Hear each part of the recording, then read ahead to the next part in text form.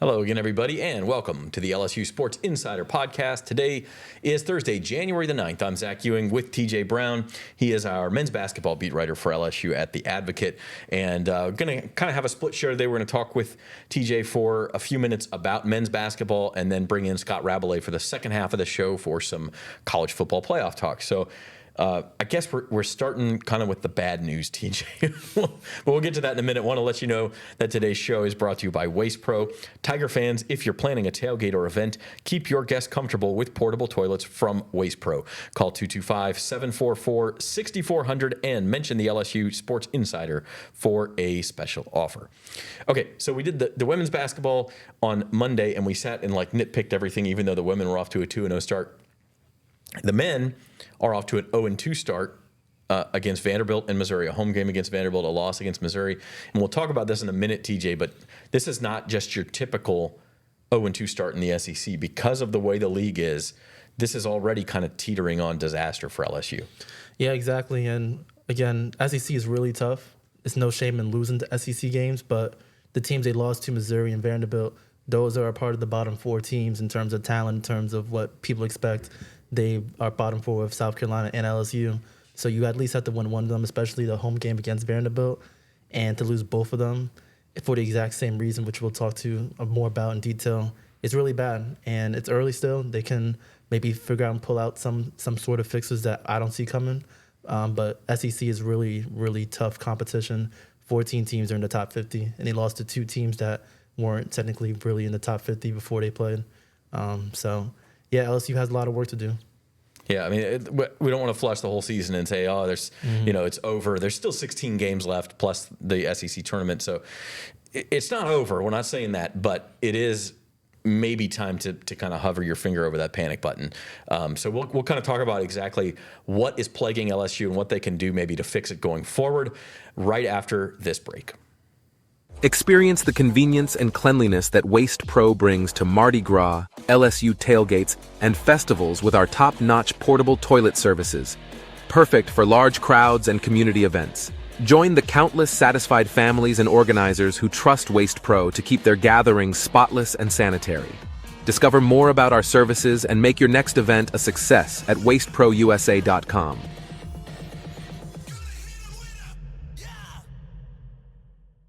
There's no better place to parlay than Caesars Sportsbook. Parlay Builder gives you all the game day action from all across the league. Multiple games, legs, and props, all in one spot. It's so quick and easy, you can keep your focus on the games and your nachos. Or if you're focusing on one game, remember, you can place your same game parlays live during the action. Caesars Sportsbook, the only sportsbook app with Caesars rewards. Okay, talking with Toyloy, TJ Brown about LSU men's basketball here on the LSU Sports Insider. TJ, let's kind of go through game by game here, starting with the Vanderbilt game. And as you mentioned, that's really the one. Boy, again, don't want to overstate things, but with how good this league is, if you look at that schedule, if you're going to get to 7-8 wins and put yourself in the NCAA tournament conversation, like we talked about last week, those home games against the other teams in your tier, against the bottom 5 or 6 teams in the league, those are the ones you've got to take care of, and LSU couldn't do it. So what was the problem on last Saturday? Yeah, in a really well-attended Pete Maravich Assembly Center crowd that was very into it. LSU in the first half turned the ball over way too much. 11 turnovers in the first 20 minutes. I think most of those turnovers came in the first 10 minutes, and that's the strength of Vanderbilt. Coach Mark Byington, the first-year coach at Vanderbilt, he's a really good coach, really nice system, but his team is not the most talented, and they live off of playing a good individual defense and forcing steals and making it hard for guys to get comfortable. And Matt McMahon knew that about his team to prepare them for not turning the ball over, yet they couldn't help but turn it over against Vanderbilt early in the game and really make it hard to really catch up in terms of possessions. In the entirety of the game, I think LSU shot 16 less times than Vanderbilt, which if you're shooting 16 less shots and Vanderbilt is making a few threes here and there, that's really hard to win that game. In the second half of that game, they only turned it over 4 times, but they had their second issue come up, which is getting the defensive rebounds. They gave up, I believe, 11 offensive rebounds in that half alone, and I believe 17 in the entire game. That's way too much. And if you're going to, I guess, protect the ball, you can't give Vanderbilt extra chances to make their shots. And that goes again to the 16 more shot attempts. So those are the two biggest weaknesses that LSU has, and they've been understood this since their loss against SMU. Don't turn the ball over. That's the reason they lost to SMU. And they did that in the first half. And then when they were trying to make a comeback, and they got it within, I believe, 5 points at some point late in the second half, they just couldn't get over the hurdle because of offensive rebounds. And then Vanderbilt's A.J. Hogard, he caught fire and made step-back threes, mid-rangers, got to the free throw line, and that was curtains for that game. Yeah, LSU actually fell behind against Vandy, rallied, and actually took the lead, I think, very briefly for 1 point. And then, as you mentioned, A.J. Hogard got hot, had some trouble rebounding, and just couldn't sustain it. And I think if we, look, if LSU continues to struggle, there's not going to be one key moment. Mm-hmm. But if they end up being close, let's say they do start to turn around and you start to look back at some of the games they could have, should have won, that sort of 5-minute stretch after they took the lead against Vandy is going to be one you'll circle, because the crowd was into it. Yep. They kind of had Vandy on their heels, but instead of turning that 1 point lead and keeping the momentum and turning it into, like, say, a 7-8 point lead, it went the other direction. LSU unable to recover. Now, they turn around Tuesday, kind of a quick turnaround. You got to go up to Missouri. There was bad weather up there. I don't know if LSU dealt with travel issues or anything, but again, bad start, got buried early, and just never found any traction in that game. Yeah, funny. I think Missouri actually had more travel issues coming from Auburn back to their home arena than LSU, at least based off what I've read. But yeah, the Missouri game, that's when it felt, even though, so it was the biggest loss of the season, they technically didn't turn the ball over as much against Missouri. They still had 10 turnovers in the first half. But overall, it didn't feel like LSU had a single chance in winning. After they took a 2-4.0 start, 2-0-4-0 start, I believe in the beginning of the game, it just never felt like they had a chance. And that sort of crystallized sort of just how deep these issues are when it comes to turnovers and rebounding.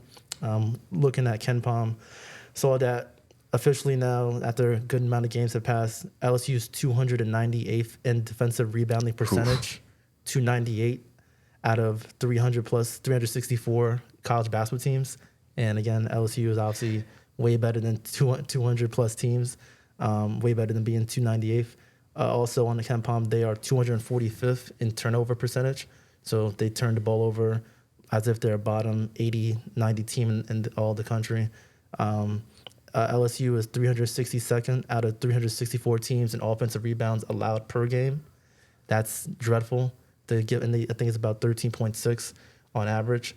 So that's just shows just how unbelievably bad they are at cleaning up their misses. And sort of to, like, based off my watching of it, LSU's always had more thinner bigs than hefty and one, like, centrally strong one that is able to box out and body other 6'11", 7-footers. But more than that, they're just not catching the ball. So the best rebounder, Corey Chess, he's a really active redshirt freshman. He's not able to, and it's hard to put it all on a redshirt freshman, of course. Right. And the other reason is that they don't have a good second best rebounder. But when Corey Chess sometimes is so frenetic, he gets to the spot but doesn't cleanly grab it and maybe goes out of bounds, and that rewards another possession to the other team, which doesn't even go down as an offensive rebound, but it's just another shot for Missouri in last game. Damian Collins hasn't had he's not known as a good defensive rebounder. He hasn't been able to step it up as of yet. And when it comes to gang rebounding with the guards, when it comes to long rebounds, yeah, they've just been slower to the ball. Jai Bailey, Jordan Sears, who was in foul trouble last game, they've just been slower to the ball. And I don't want to say it's a lack of effort. It's just more of a lack of the other team knows exactly the weaknesses of LSU. And obviously SEC game scouting is going to be way, way more detailed. So they're just going to hammer that. And also similar to the Vanderbilt game, first half turnovers is what killed LSU.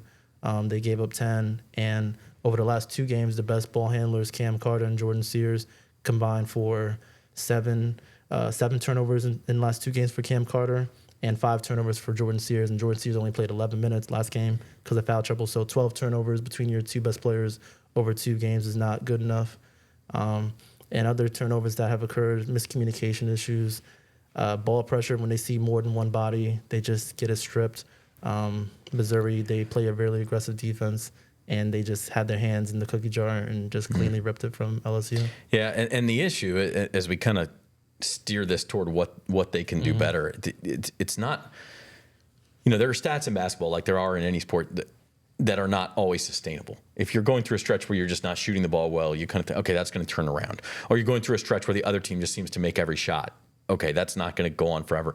But neither Vandy or Missouri just shot the daylights out of the ball, and LSU didn't have terrible. I mean, they were 8 of 20 from 3 against Missouri. They shot the ball not so well against Vandy from 3-point range, but they were great inside the arc. Like, these are not some of those stats where we expect to see regression. These are things that are stickier, if for lack of a better term, like where if you have a problem rebounding, if you have a problem with turnovers, you tend to have that problem throughout the season.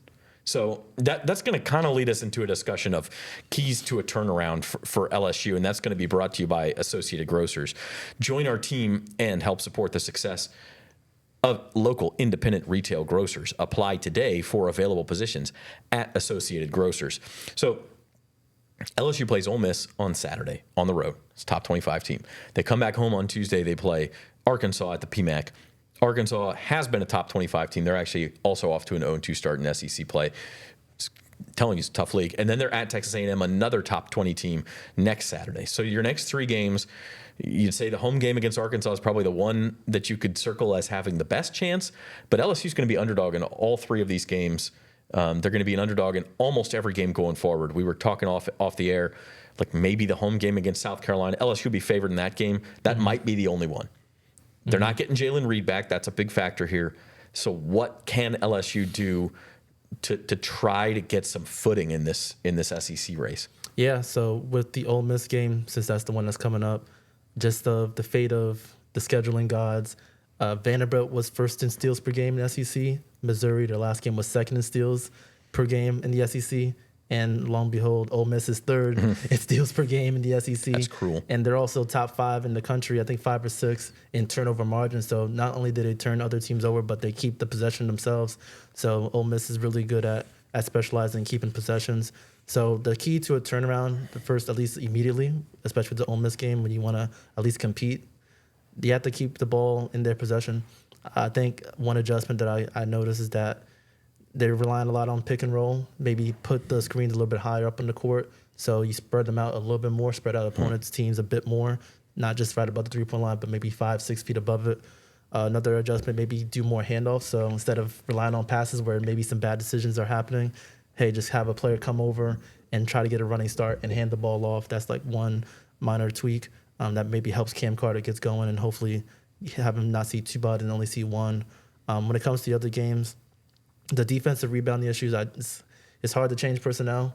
At some point, it's just you have the guys that you have. And Reed, Jalen Reed being that's absent. a big loss. Yeah, Jalen Reed, he was their second best rebounder, their best box out person, the person that took up the most space literally in the paint because of weight and height. So you're not going to get him back. The only long shot is Noah Boyd, who's a junior college transfer. He's coming back from ACL injury. He had a 5-minute stint against Florida Gulf Coast. It's hard to really depend on him to maybe turn it around when he's still just trying to get back into shape. So the defensive rebounding issues, is hard to see a fix for that, and that's a big deal when it comes to games against Arkansas, who's full of athletes, A&M, who's really aggressive and full of athletes, and also big outside of their point guard, who's Wade Taylor the fourth, who's a little bit smaller, but everyone else is really strong and athletic. So I think the first thing they need to fix is just getting the turnovers down, which I think is fixable. And with rebounding, just kind of cross your fingers and hope you don't get destroyed each game, and just don't give up as many offensive rebounds. If you have to, just like sort of sell out and have everybody try to crash the glass and sort of be a little bit vulnerable to I guess, the backcourt. If the ball is batted out, you just have to sort of just sell out if you're not going to be able to depend on your bigs. Another big deal is that LSU is a little bit of a freshman-laden team. You sort of don't realize it, but Curtis Givens III, who comes off the bench, Victorious Miller as well, who comes off the bench.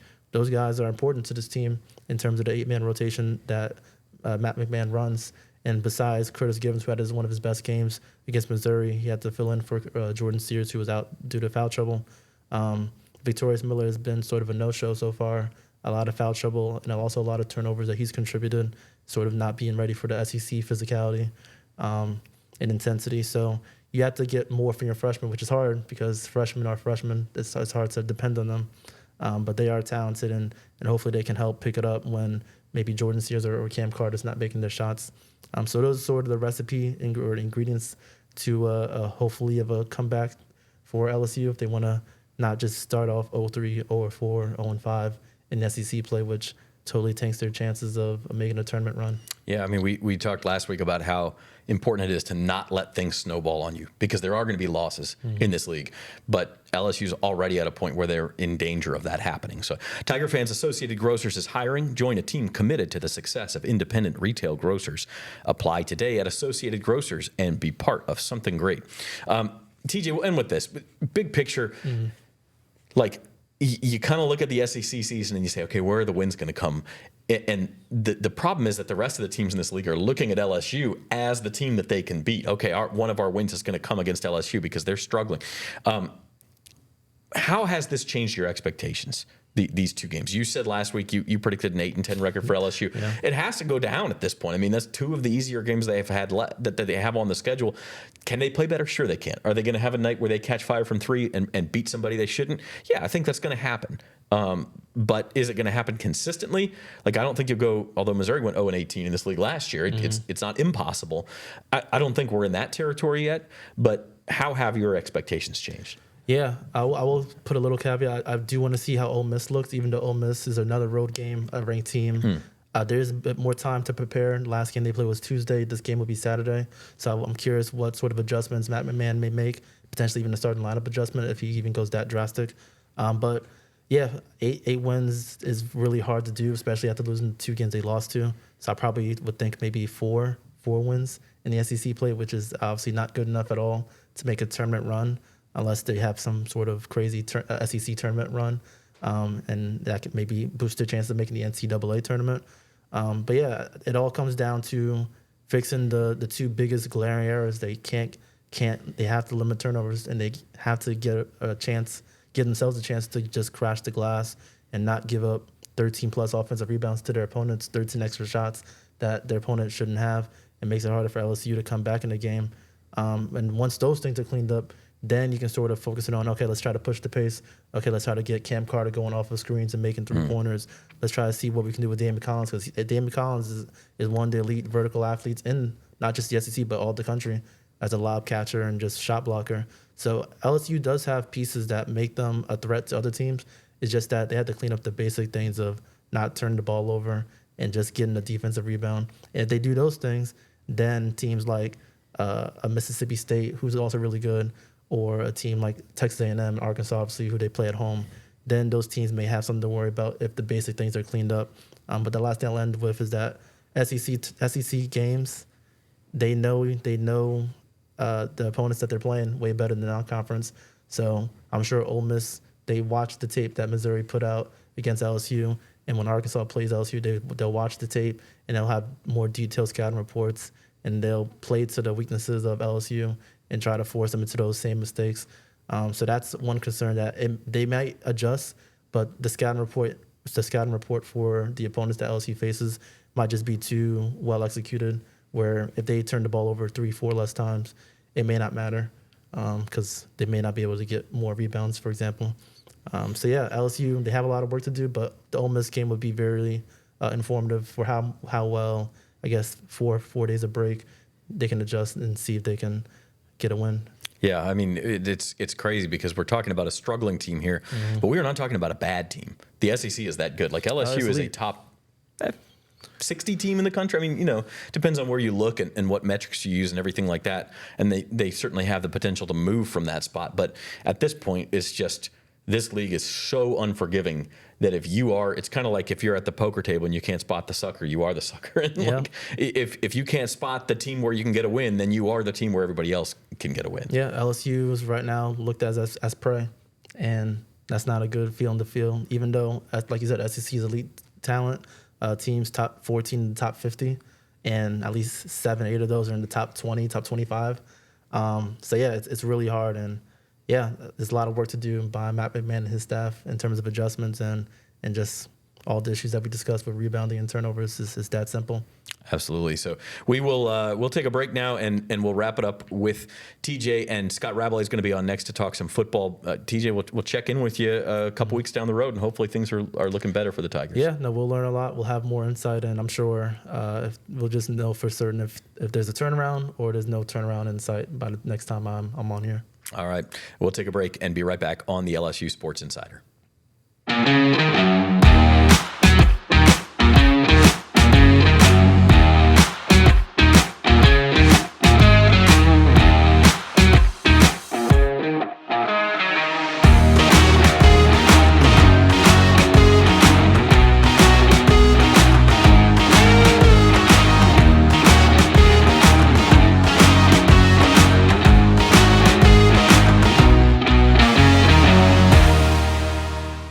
Since 1988, Classic Industrial Services, Inc. has led the industry in specialty contracting.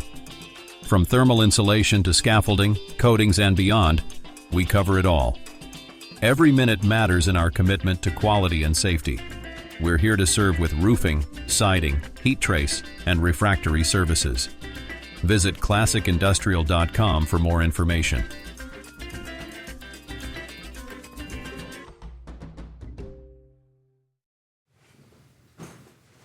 All right, welcome back to the LSU Sports Insider. We've swapped out Toyloy Brown for Scott Rabalais, who is the Advocate Baton Rouge sports columnist. And, Rab, I want to start real quick. We talked men's basketball with TJ. Tonight's events, which are brought to you by the Baton Rouge Clinic. LSU women's basketball, a huge game tonight at Tennessee. They face the Lady Vols at 5:30 now. I don't understand this. It's on SEC Network Plus. Why they would not put LSU Tennessee on a network TV station, I don't know. A couple of reasons. I mean, the whole schedule's set before the season. Tennessee is probably better. They're 13-1. They're better than people expected. But still, LSU and Tennessee, one of the better SEC women's basketball rivalries. There's only 2 LSU games that are on streaming this year in the SEC, and this is one of them. That's so weird. I guess because the Orange Bowl is at 6:30. That's a good point. But I still think this game could have been on the SEC Network. It's rather puzzling. But yeah, if you want to watch it, you're gonna have to stream it tonight. Yeah, probably other Thursdays in the basketball season there'll be a game on ESPN, and there won't be tonight because of the Orange Bowl. But today's show is brought to you by the Baton Rouge Clinic, your trusted healthcare provider in the heart of Baton Rouge. Whether you're in need of primary care, specialist services, or urgent care, the Baton Rouge Clinic has you covered with a team of dedicated and experienced professionals. Visit BatonRougeClinic.com to learn more or to schedule your appointment today. The Baton Rouge Clinic, caring for generations. And before we get into the CFP discussion, one other thing I wanted to hit on. Gymnastics started their season on, was it Friday or Saturday? Friday night. And Aaliyah Finnegan is our star player. That's brought to you by Waste Pro. Ensure your tailgate or event is a hit with a clean and convenient portable toilets from Waste Pro. Rent yours today. And in the absence of Haley Bryant, all Aaliyah Finnegan did was win every single event on Friday night.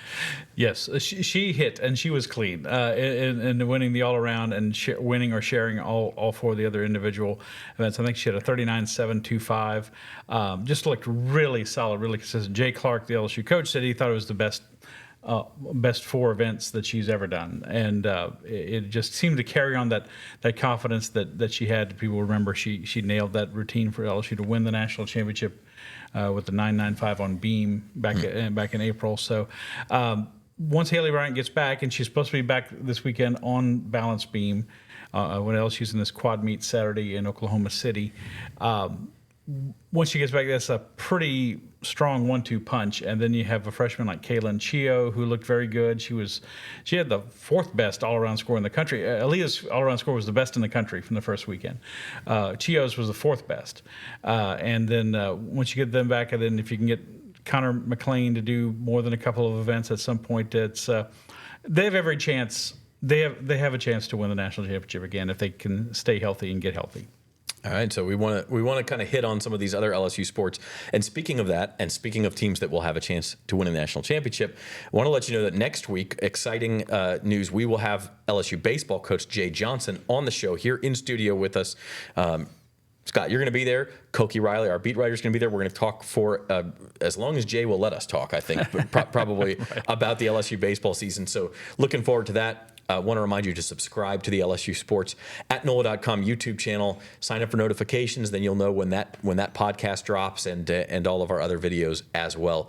You can also listen on Apple Podcasts or Spotify. Okay, so we'll wrap today's show up with some college football playoff talk, Rab. And you and I were at the Sugar Bowl last week. That was the last quarterfinal game. That was last Thursday. So now it's a little bit of a quick turnaround for Notre Dame. A week. I mean, that's normal, okay, but you got to travel but back. 1 day less than it was supposed to have. And 2 days less than Penn State because correct. they played on Tuesday. So it's a little bit interesting. We'll start by looking at the betting lines. And the Queen of Baton Rouge proudly sponsors our sports betting segment. Experience the thrill of game day at 1717 Kitchen and Cocktails, your premier destination for elevated sports entertainment. And right now we have Notre Dame a 1.5 favorite over Penn State tonight in the Orange Bowl, and then Ohio State a 6-point favorite over Texas in the Cotton Bowl tomorrow. Friday night the games are one Thursday, one Friday, and then the winners meet in Atlanta on the 20th. The Orange Bowl, it's it looks like a good, all these teams that have made it this far, and of course it's worth noting that these are the teams that played the first round, and then they all knocked off teams that had byes in the quarterfinals. They all play very good defense. Ohio State's number 1 in yards per game allowed, Texas number 3, Penn State number 6, Notre Dame number 8. So I think defense is going to play a big part. Big plus for Notre Dame. Marcus Freeman, the Notre Dame coach, said Jeremiah Love, their star running back, who kind of had a knee injury in the Sugar Bowl against Georgia, said he's 100%. He's ready to go. So that's a big thing. And they'll need him because Penn State has been very tough against the run. They gave 58 yards rushing to SMU in their first playoff game, and they allowed Ashton Jeanty, the star running back from Boise State, the Heisman runner-up, only 3.5 yards per carry. Is Abdul Carter playing? I haven't seen an update on him, the Penn State defensive end. I think he's still kind of iffy. Okay, he may be a game time. Yeah. But Notre Dame does not, Riley Leonard's a serviceable quarterback, but they're 122nd in the nation in yards per completion. So it's not a stellar passing offense, and they haven't been exceptional on offense. They had one big spurt where Georgia, kind of had some mistakes, and they had the 17 points. But that wasn't even quick offense, right? That was a touchdown set up by your defense with a strip sack, and then a kickoff return touchdown to start the second half. So that's the way that they win. And so maybe what you're saying, Rab, is go bet the unders, right? I think so. that would be my guess. Tiger fans, you can catch all the sports action at the Queen Casino's DraftKings Sportsbook Bar and 1717 Kitchen and Cocktails with top-notch screens and live betting. It's the ultimate spot to watch your favorite teams and enjoy a cold brew or signature cocktail. The Queen Casino is the only land-based casino in Baton Rouge and your go-to for game day or any day. So we are going around the CFP with Classic Industrial Services, because at Classic Industrial Services, every moment matters. And okay, so let's dive in a little bit deeper. You're starting with Notre Dame, Penn State. Again, defensive battle. We think Riley Leonard. On the other side, I really like Drew Aller. I think he's a good quarterback. I think he will be a successful NFL quarterback one day.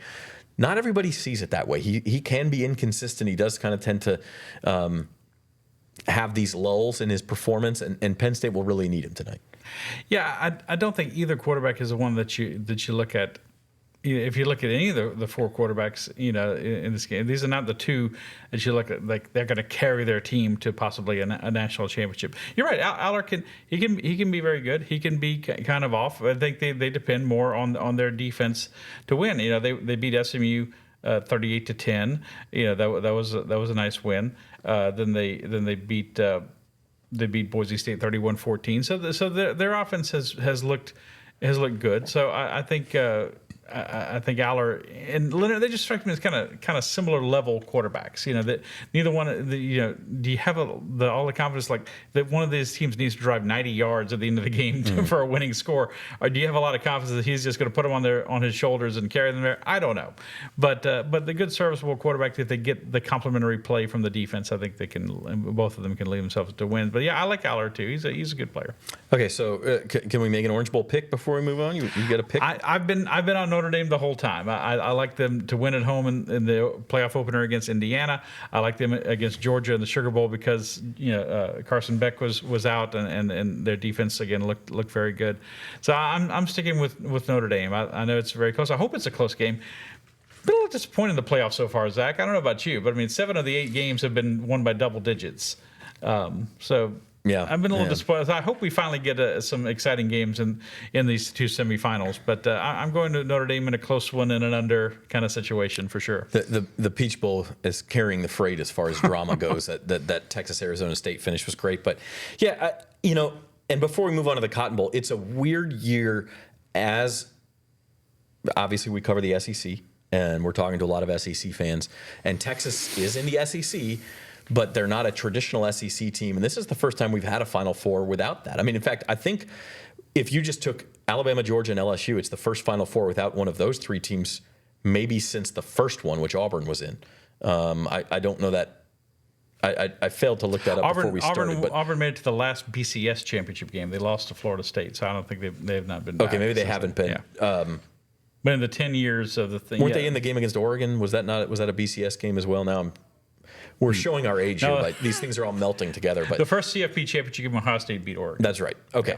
Yeah. So anyway, the point is we've barely seen a championship game without a traditional SEC team. Now we've got a Final Four where Texas is the SEC's representative. Is that a sign of parity in college football brought on by NIL and the transfer portal and things like that? Or do you think this is just a one-year blip? I think we looked at the SEC. I looked at it before the season and said, no one's getting through this league undefeated. And that was certainly true. Texas got this far, and they've got the 2 losses to Georgia. And Alabama obviously didn't have that typical Alabama year under their first-year coach, Kalen DeBoer, and LSU was pretty good. Ole Miss was pretty good. There's a lot of good, not great in the SEC this year. I think it's too early to call it a trend. I think it's just maybe kind of one of those years for the SEC. But it's a 16-team league now, and you added 2 power programs. Although Oklahoma did not have a good year, they finished 6-7 after their bowl loss. So I think it's. It remains to be seen.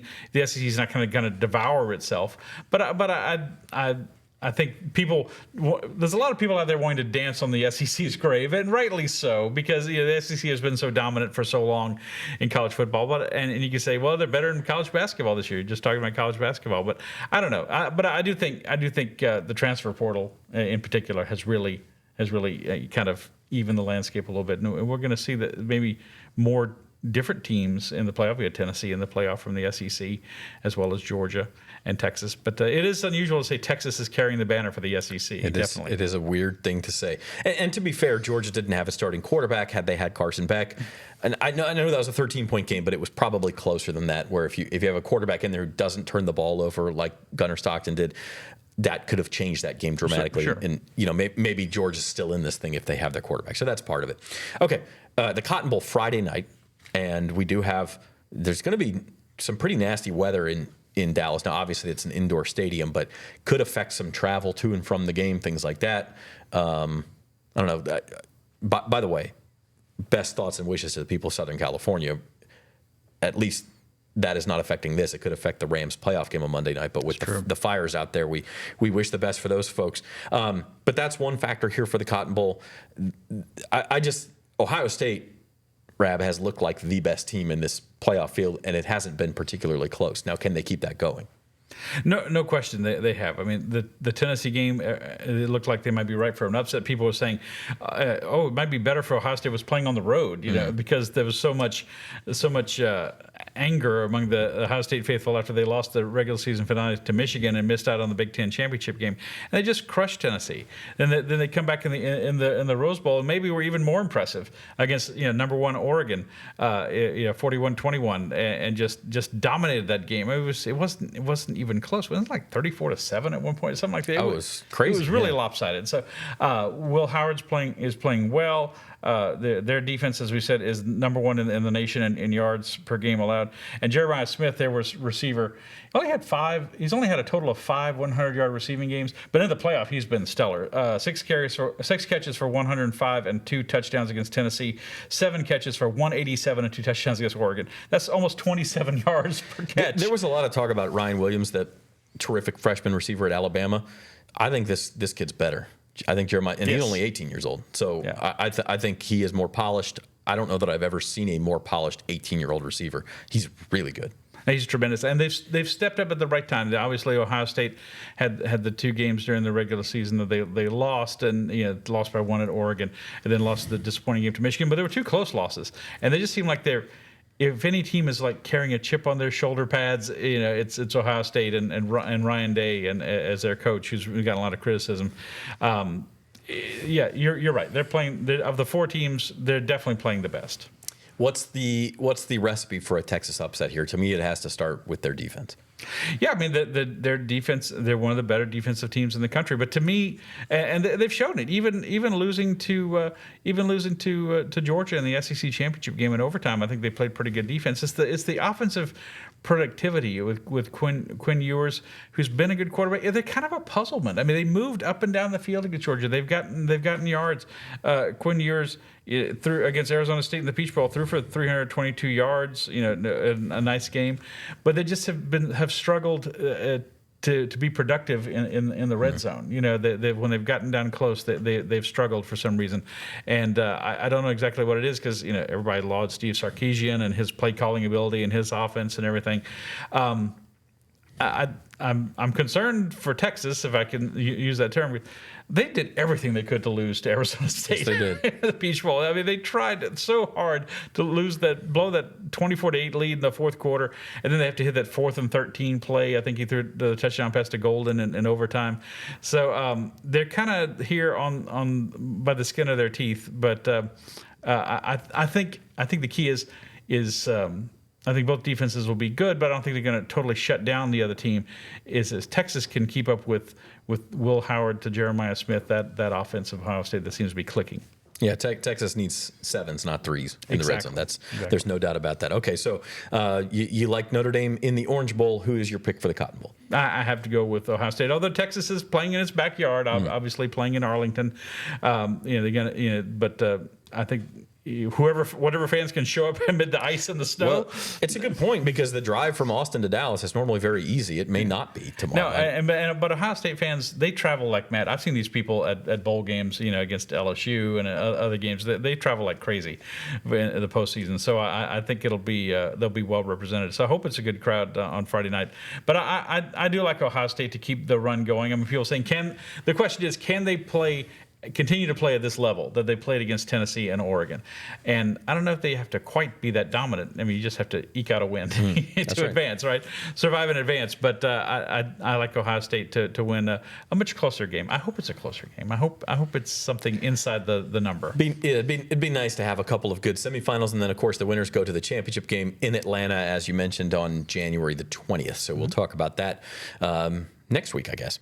Today's episode of the LSU Sports Insider was brought to you by Classic Industrial Services, proudly serving Louisiana and the entire United States with all general maintenance services. From large capital projects to commercial projects or your smaller quick response needs, Classic Industrial is your go-to for quality and safety.